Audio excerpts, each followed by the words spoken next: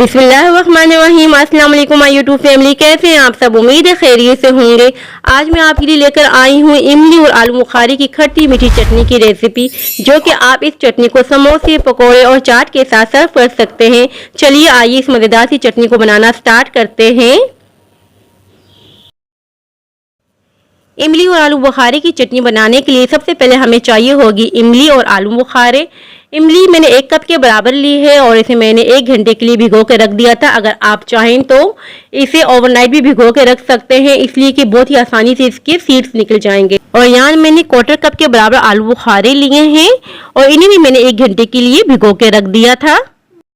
अब हम इसके सीड्स रिमूव करेंगे। एक बड़ा सा बोल ले लेंगे, बोल के ऊपर रख देंगे छन्नी। छन्नी में डाल देंगे सारी इमली और अच्छी तरह से इसको हाथों की मदद से मसलते रहेंगे इस तरह से, और थोड़ा थोड़ा सा पानी डालेंगे ताकि इसका जितना भी पल्प है निकल आए।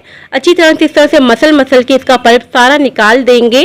बहुत ही आसानी से ये निकल जाएगा सारा पल्प। आपने बिल्कुल थोड़ा थोड़ा सा पानी यूज़ करना है ताकि अच्छी तरीके से सारा पल्प निकल आए, और इसी तरह से हाथों से दबा दबा के आपने पल्प निकालना है। ये देखिए मैंने सारा पल्प निकाल दिया है, जो सीड से रिमूव कर दूंगी। और यहाँ मैंने आलू बुखारे के भी सीड्स रिमूव कर दिए हैं। अब बनाना स्टार्ट करते हैं। सबसे पहले एक पॉट ले लेंगे।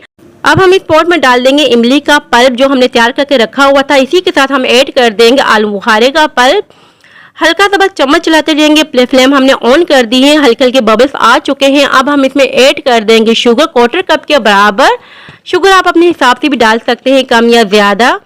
अब हम इसमें ऐड कर देंगे कुटी हुई लाल मिर्चें 1/2 टेबल स्पून के बराबर। इसके बाद हम ऐड करेंगे काला नमक 1 टीस्पून के बराबर। अजवाइन में ऐड कर रही हूँ 1/2 टीस्पून के बराबर। ये ऑप्शनल है, अगर आप ऐड करना चाहें तो ऐड कर सकते हैं, अदरवाइज आप स्किप कर लीजिएगा। इसी के साथ मैं चाट मसाला ऐड कर रही हूँ 1/2 टीस्पून के बराबर।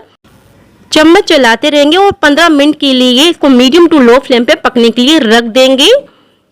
और यहाँ देखिए 15 मिनट हो चुके हैं और कंसिस्टेंसी आप चेक कर सकते हैं। अब हम इसे ब्लेंड कर देंगे, फ्लेम बंद कर देंगे। अब हमें चाहिए होगा एक ब्लेंडर जग। ब्लेंडर जग में सारा पुअर कर देंगे, उसे अच्छी तरीके से ब्लेंड कर देंगे। और यहाँ देखिए मैंने ब्लेंड कर दिया है। अब हम इसे दोबारा से उसी पॉट में डाल देंगे और 2 मिनट के लिए लगातार पकाएंगे मीडियम फ्लेम पर। ठंडा होने के बाद ये और गाढ़ी हो जाती है। देखिए यहाँ 2 मिनट हो चुके हैं। अब मैं फ्लेम बंद कर दूंगी और डिश आउट करके मैं आपको बताती हूँ कि कैसी इसकी फाइनल लुक है।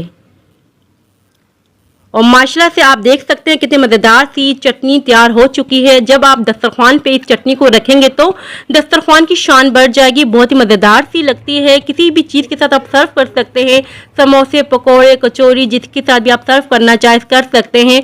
बहुत ही मज़ेदार सी तैयार होती है। बहुत ही सिंपल सी रेसिपी है। आई होप कि आपको पसंद आई होगी। अगर पसंद आई हो तो लाइक शेयर सब्सक्राइब लाजमी कीजिएगा। दुआओं में याद रखिएगा, अपने वालिदैन का बहुत ख्याल रखिएगा। अब इजाज़त चाहती हूँ। अल्लाह हाफिज़।